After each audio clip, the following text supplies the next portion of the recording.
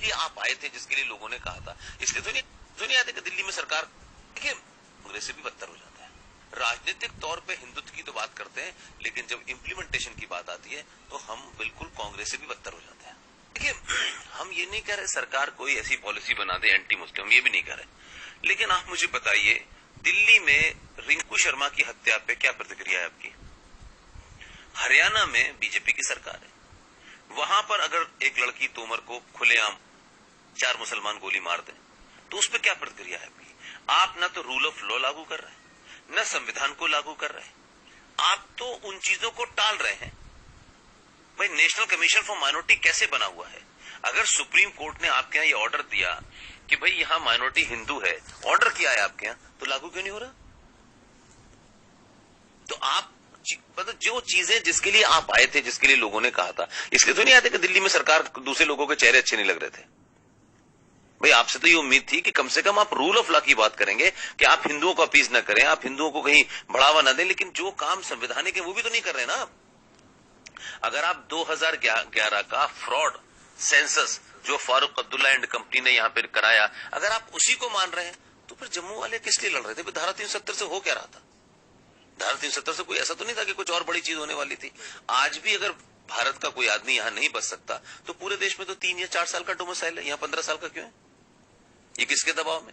अब दिल्ली में ये इंप्रेशन दिया जा रहा है कि साहब जम्मू के लोगों का दबाव था हमारे ऊपर, और जम्मू के लोग चाहते थे क्योंकि उनको डर था कि उनके बिजनेस। अब ये हमको तो यही बताया गया, लेकिन यहां आके तो ऐसा लगता नहीं है। तो आपने 370 हटाई बैकरूम से, आप 370 ले आए। अब 15 साल तक किसको पता है? और फिर ये जानते हैं, क्या कहते हैं कि जिन जिहादियों से आप लड़ रहे हैं उनको इस बात का इंतजार है जिस दिन आप हटेंगे दोबारा से फिर वो काबिज हो जाएंगे। तो कोई आप परमानेंट तो है नहीं कि 15 साल के बाद में यहां कोई आके बसेगा। तो किसको बसा रहे हैं आप तो उनको और मजबूत कर रहे हैं। आपने फेस पॉलिटिकली तो डिसीजन लगता है बहुत अच्छा है, लेकिन जमीन पर तो उसका उल्टा हो रहा है।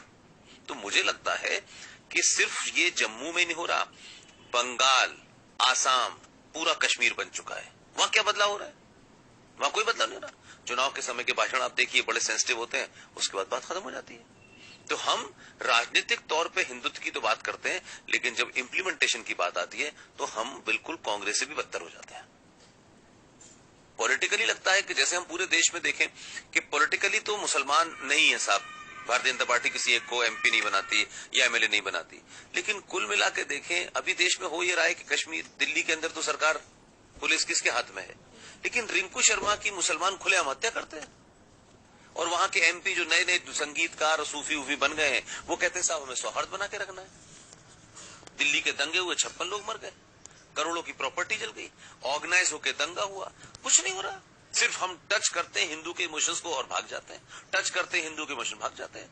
तमाम वो एक साद नाम का मौलाना था, उसको 1, 2, 4, 5 उसको हमने इतने सारे क्या कहते हैं वारंट दिए, वो कहां गया? आज कोविड की बात खत्म हो गई, मौलाना साद का पता ही नहीं है। इस देश के 2 कौड़ी के मौलाना से मिलने के लिए एनएसए रात के 2 बजे चला जाता है। दिल्ली के दंगों को कंट्रोल करने के लिए एनएसए चला जाता है। जो एनएसओ 135 करोड़ देश का एनएसए हो, सिक्योरिटी एडवाइजर हो, वो छोटी छोटी जगह जा रहा है। तो अपीजमेंट का लेवल यह है कि वो लोग जो जिनकी औकात एक सब इंस्पेक्टर उनसे बात करने लायक नहीं होता, यहाँ एनएसए बात करने चला जाता है।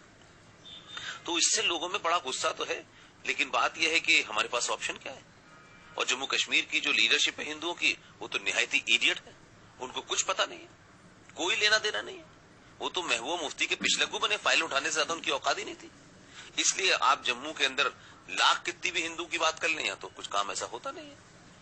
तो मैं मानता हूं कि 370 हटी है, एक पॉलिटिकल एजेंडा हो सकता है, हट गई है।